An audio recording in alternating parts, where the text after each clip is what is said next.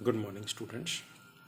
Today we are going to finish with the last topic of differentiability, that is mean value theorem. In this, we will discuss two theorems.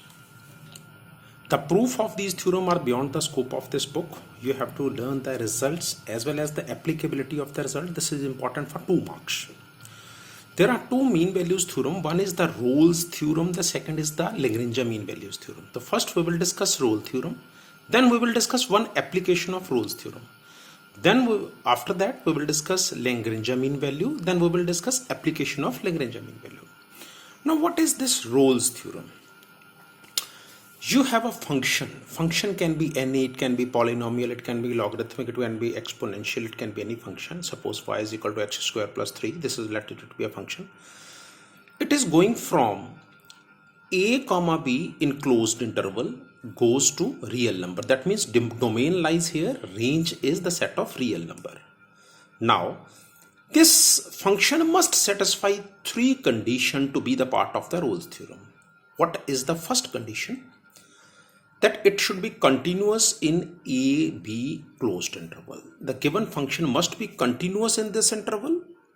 The given function must be differentiable in the open interval. F of a must be is equal to f of b. A is the value of the closed interval, b is the value of the closed interval. The function should be equal at both the points a and b. If all the 3 conditions satisfy, then there exists, this is a symbol of there exists some constant c, which must lie between a and b such that f dash c is equal to 0. C should be the part of a and b. If c is the part of a and b, then you can say Rolle's theorem satisfy. If c is beyond this interval, then Rolle's theorem will not satisfy. Clear? So any function which must satisfy the 3 conditions, it should be continuous in AB, it should be differentiable in open interval AB, f of a must be is equal to f of b, then there must be a constant c which must satisfy a and b. It will be more clear from the example. For example, he's saying verify Rolle's theorem for the function this. The value of a is given -2, the value of b is given 2. Now fx is equal to x square plus 2. That means the function is going from -2 to 2 in closed interval to real number. Now see, first part, that means it should be continuous in AB. Now see, because this function is a polynomial function, we did that polynomial function is always continuous on all real numbers. Being a polynomial function, it will be continuous in this. Clear?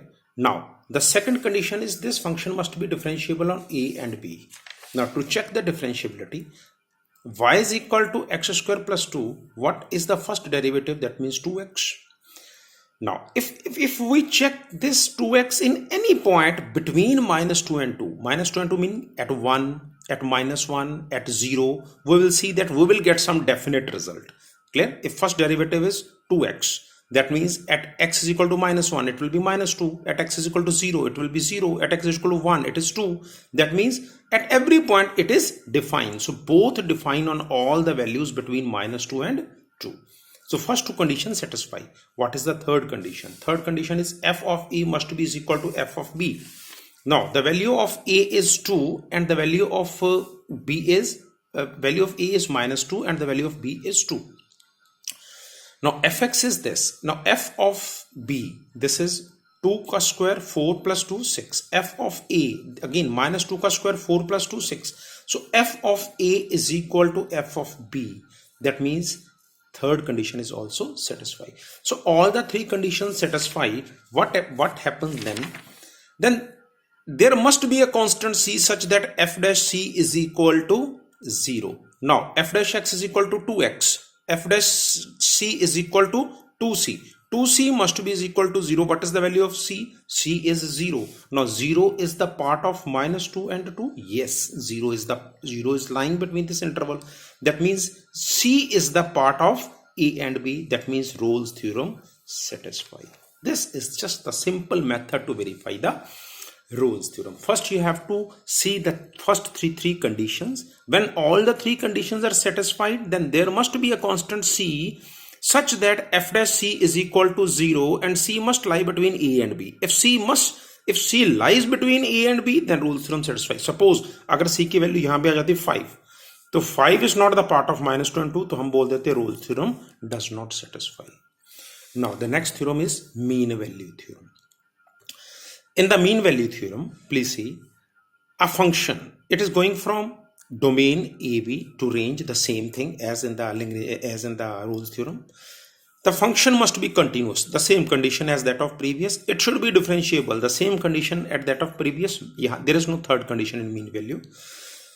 There is only the applicability. That means there exists c such that f dash c is equal to f of b minus f of a over b minus a. c must belong to a and b.